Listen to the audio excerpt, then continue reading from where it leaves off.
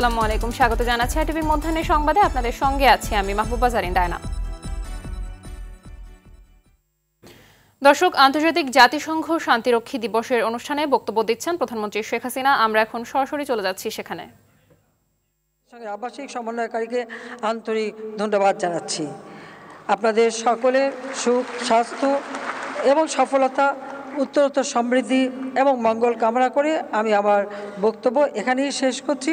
মহান রব্বুল আলামিন আমাদের সকলের সহায় হন, বিশ্ব শান্তি প্রতিষ্ঠিত হোক। সবাইকে ধন্যবাদ। জয় বাংলা, জয় বঙ্গবন্ধু, বাংলাদেশ চিরজীবী হোক। দর্শক, দেখছিলেন আন্তর্জাতিক জাতিসংঘ শান্তিরক্ষী দিবসের অনুষ্ঠানে প্রধানমন্ত্রী শেখ হাসিনার বক্তব্যের অংশবিশেষ।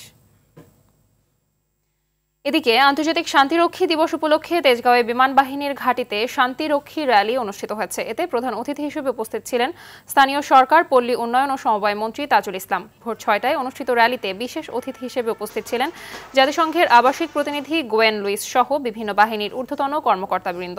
এ সময় মন্ত্রী বলেন, সারা বিশ্বের বিভিন্ন দেশে যেভাবে শান্তিরক্ষী বাহিনীর হয়ে বাংলাদেশের সৈনিকেরা লড়াই করছে তাতে গর্বিত দেশের মানুষ। অন্যদিকে জাতিসংঘের আবাসিক প্রতিনিধি গোয়েন লুইস জানান, বিশ্বের শান্তি প্রতিষ্ঠায় বাংলাদেশকে পাশে পেয়ে আনন্দিত জাতিসংঘ।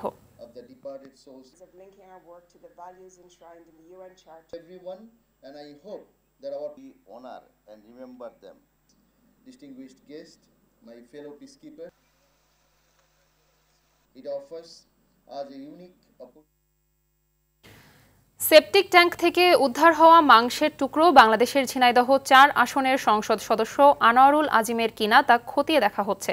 ডিএনএ পরীক্ষা না করা পর্যন্ত তা নিশ্চিত হওয়া যাবে না বলে জানিয়েছেন ঢাকা মেট্রোপলিটন পুলিশ ডিএমপির গোয়েন্দা শাখার প্রধান হারুন। এদিকে জানা গেছে, ডিএনএ পরীক্ষায় সহায়তার জন্য আগামী ২ দিনের মধ্যে কলকাতায় যাবেন নিহত সংসদ সদস্যের মেয়ে মুনতারিন ফেরদৌস ডরিন। মঙ্গলবার নিউ টাউনের ফ্ল্যাটে বর্জ্য নিষ্কাশনের পাইপ ও সেপটিক ট্যাঙ্কে নেমে তল্লাশি চালিয়ে মাংসের টুকরো ও চুল উদ্ধার করা হয়।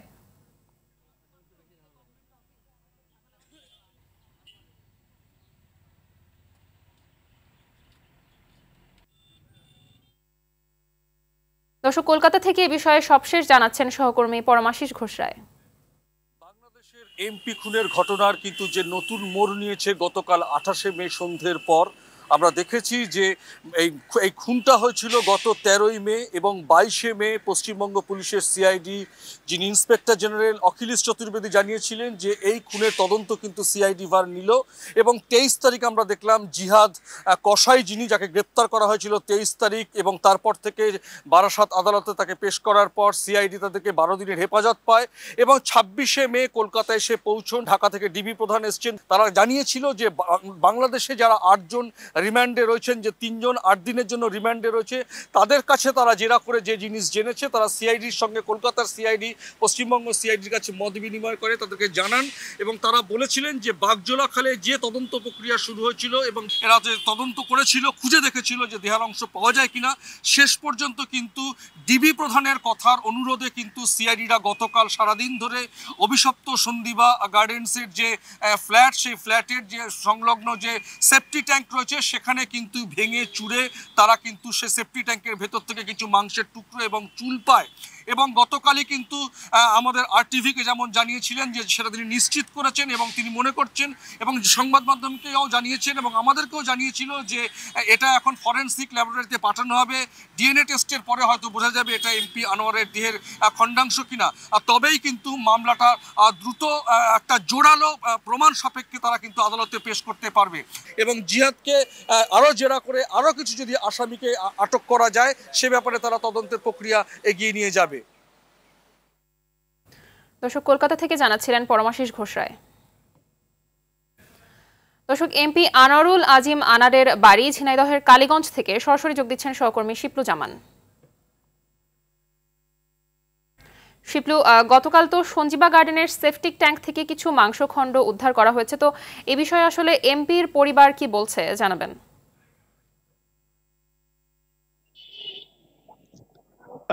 ডায়না, সকাল থেকে কিন্তু আমরা ঝিনাইদহ ৪ আসনের সংসদ সদস্য আনোয়ারুল আজিমের বাসভবনের সামনে অবস্থান করছি। ঠিক 11:30টার সময় সাংসদ কন্যা মুনতারিন ফেরদৌস ডরিন তিনি কিন্তু গণমাধ্যমদের সাথে সাংবাদিকদের সাথে কথা বলেছেন। তিনি আমাদেরকে জানিয়েছেন যে আসলে তিনি কলকাতায় যাবেন তার বাবার আসলে শেষ খবরটুকু জানার জন্য। তো তিনি আমাদেরকে অভিযোগ করে বলেছেন যে তিনি এখনো পর্যন্ত ভিসা পাননি, ভিসা না পাওয়ার কারণে তিনি কলকাতা যেতে পারছেন না। হয়তো অথবা কাল ভিতরে ভিসা পেয়ে গেলে তিনি ভারতের উদ্দেশ্যে রওনা হবেন। আরেকটা বিষয় আপনাকে জানিয়ে রাখি ডায়না, যে গতকালকে এই ঘটনার সাথে জড়িত থাকার অভিযোগে যশোর থেকে সাইফুল মেম্বার নামে একজন চরমপন্থী নেতাকে গ্রেপ্তার করেছেন যশোর ডিবি পুলিশ। আর একটা বিষয় যে ঝিনাইদহ ৪ সংসদ সদস্য আনোয়ার আজিম নিখোঁজ হওয়ার পরেই তাদের স্বজনদের মাধ্যমে নেতাকর্মীদের মাঝে কিন্তু হতাশাগ্রস্ত কাজ করছে। তারা আশা করছিল হয়তো তারা কোনো ভালো একটা রেজাল্ট পাবেন।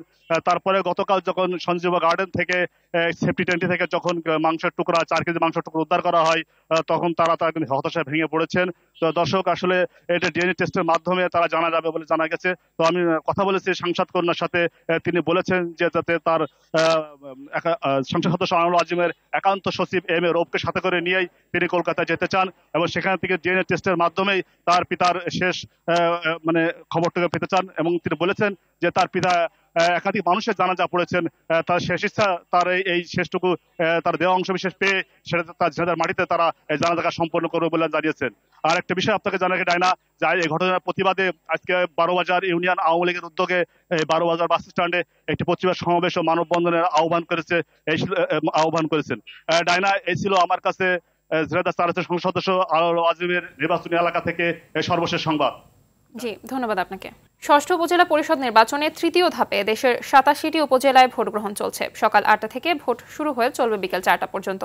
এর মধ্যে ১৬টি উপজেলায় ইভিএম এবং বাকিগুলোতে ব্যালট পেপারে ভোট হচ্ছে। সকাল থেকে কেন্দ্রে কেন্দ্রে ভোটার উপস্থিতি কম হলেও বেলা বাড়ার সঙ্গে সঙ্গে ভোটার উপস্থিতি বেড়েছে। সুষ্ঠুভাবে ভোট গ্রহণে ম্যাজিস্ট্রেট, র্যাব, পুলিশ, বিজিবি ও আনসার সদস্যরা মাঠে রয়েছেন। তফসিল ঘোষণার পর প্রার্থীর মৃত্যু মামলা, বিনা প্রতিদ্বন্দ্বিতায় এক প্রার্থী নির্বাচিত হওয়া এবং রেমালের ক্ষতির কারণে ২৫টি উপজেলার ভোট বাদ দিয়ে এ ধাপে ৮৭টি উপজেলায় ভোট চলছে।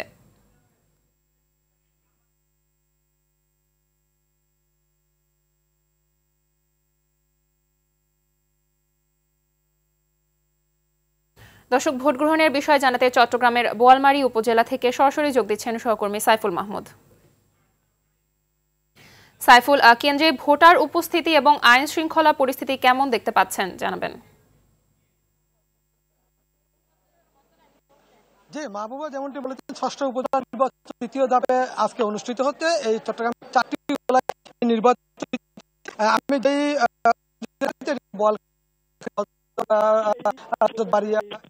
সকালবেলা কিন্তু ধাওয়া পাল্টা দেওয়ার ঘটনা ঘটেছে এবং এখানে কিন্তু একজনকে ছুরি সহ ধারালো অস্ত্র সহ আটক করেছে পুলিশ এবং তাকে কিন্তু আইনের আওতায় রাখা হয়েছে এখনো পর্যন্ত। তবে ভোটার উপস্থিতির সংখ্যার কথা যদি বলে থাকি, আসলে প্রতিটি কেন্দ্রে কিন্তু ভোটার উপস্থিতি সকাল থেকে বেশ কয়েকটি কেন্দ্রে আমরা গেছি।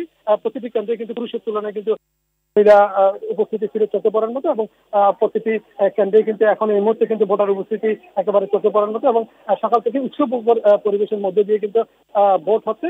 এবং একই সাথে চট্টগ্রামের ৪টি উপজেলায় এই নির্বাচন অনুষ্ঠিত হচ্ছে। এই ৪টি উপজেলায় প্রায় ৯,৭০,০০০ ভোটার তাদের ভোটাধিকার প্রয়োগ করতেছেন। তবে প্রতিটি কেন্দ্রে কিন্তু আসলে দেখা যাচ্ছে যে পুরুষের তুলনায় মহিলার সংখ্যা বেশি এবং মহিলারা কিন্তু খুব উৎসবের মধ্যে দিয়ে ভোট দিচ্ছেন এবং আইন শৃঙ্খলা রক্ষাকারী বাহিনী কিন্তু সজাগ দৃষ্টি রেখেছেন যাতে কোথাও কোনো ধরনের আসলে বিশৃঙ্খলা সৃষ্টি না হয়। এরপরও বোয়ালখালীর এই কেন্দ্রটিতে কিন্তু ধাওয়া পাল্টা দেওয়ার ঘটনা ঘটেছে এবং একই সাথে আইন শৃঙ্খলা রক্ষাকারী বাহিনীর উপস্থিতিতে পরবর্তীতে কিন্তু আসলে এটা নিয়ন্ত্রণে আসে। তবে এই মুহূর্তে কিন্তু পরিস্থিতি নিয়ন্ত্রণে আছে। সেরকম বড় কোনো ধরনের ঘটনা ঘটেনি।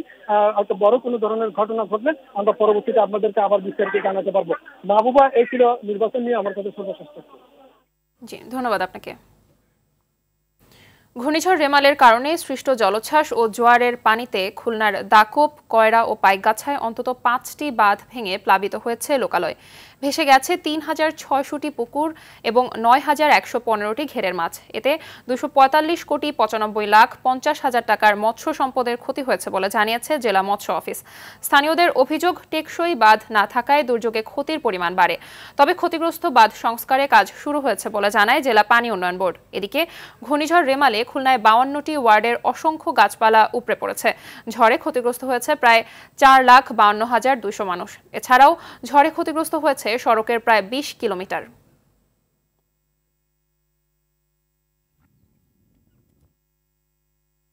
দর্শক, ঘূর্ণিঝড়ে ক্ষতির বিষয়ে জানাতে পটুয়াখালীর কুয়াকাটা থেকে সরাসরি যোগ দিচ্ছেন সহকর্মী কাজী সাইদ।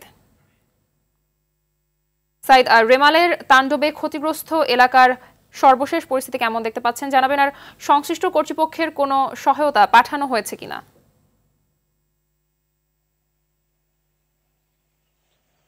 হ্যাঁ মাহবুবা, আপনাকে ধন্যবাদ। আপনি যেমনটা বলেছেন, আসলে ঘূর্ণিঝড় রেমানের যে তাণ্ডব চালিয়ে গেছে এই কলাপাড়া উপজেলায়, তার ক্ষতর চিহ্ন কিন্তু এখনো রয়ে গেছে। আমি যে জায়গাটিতে দাঁড়িয়েছি এটি কিন্তু এখন একটি ফসলের মাঠ ছিল, এটি কিন্তু পুরোপুরি প্লাবিত রয়েছে। এভাবে কিন্তু কলাপাড়া উপজেলায় 20,000 হেক্টর ফসলের জমি কিন্তু প্লাবিত রয়েছে। আর এছাড়া বাড়িঘর যে বিধ্বস্ত রয়েছে তা উপজেলা প্রশাসনের তরফ থেকে প্রাথমিকভাবে যে একটি তারা তদন্ত করেছেন, তাতে 140টি ঘর সম্পূর্ণ বিধ্বস্ত হয়েছে এবং 620টি বাড়িঘর আংশিক বিধ্বস্ত হয়েছে। আর এছাড়া 75,310 জন মানুষ কিন্তু আসলে এই দুর্ভোগে পড়েছে। তো সর্বোপরি এই উপজেলায় ক্ষতির পরিমাণটা একটু বেশি হয়েছে। আর একটি বিষয় আপনার মাধ্যমে বলে রাখি, সেটি হচ্ছে আগামীকাল কিন্তু এই উপকূলের দুর্যোগের ক্ষতচিহ্ন দেখার জন্য মাননীয় প্রধানমন্ত্রী শেখ হাসিনা কলাপাড়ায় আসবেন সকাল 11টায়। তিনি কলাপাড়া মজহারউদ্দিন বিশ্বাস ডিগ্রি কলেজ মাঠে একটি জনসভা করবেন এবং সেখানে তিনি নিজ হাতে 2000 মানুষের হাতে কিন্তু আসলে ত্রাণ সামগ্রী তুলে দেবেন। আর যে প্রশাসনের তরফ থেকে যেটি বলেছেন, আসলে প্রশাসনের তরফ থেকে কিন্তু শিশু খাদ্য এবং শুকনো খাবার কিন্তু বিতরণ করা হয়েছে, অর্থাৎ যে সমস্ত ঘরগুলো বিধ্বস্ত হয়েছে, যাদের এখন আসলে খোলা আকাশের নিচে থাকতে হচ্ছে, তাদের কিন্তু আসলে ত্রাণ সামগ্রী পৌঁছে দেওয়া হচ্ছে।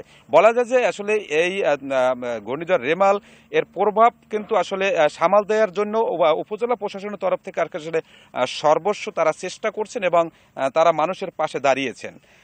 আরেকটি বিষয় হচ্ছে, প্রধানমন্ত্রীর কাছে কিন্তু আসলে এই অঞ্চলের মানুষের বেশ কিছু দাবি দেওয়া রয়েছে। তার মধ্যে কিন্তু আরও একটি দাবি রয়েছে যে এই কলাপাড়া উপজেলা, কলাপাড়াকে আসলে জেলায় পরিণত করার। মাহবুবা, এই ছিল আমার কাছে কুয়াকাটা থেকে সর্বশেষ। জি, ধন্যবাদ আপনাকে।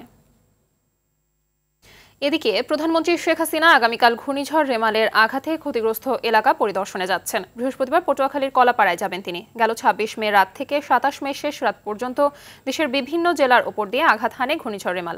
এর প্রভাবে ঝড়, বৃষ্টি ও জলোচ্ছ্বাসে দেশের বিভিন্ন জেলার মতো উপকূলীয় জেলা পটুয়াখালীতেও ব্যাপক ক্ষয়ক্ষতি হয়।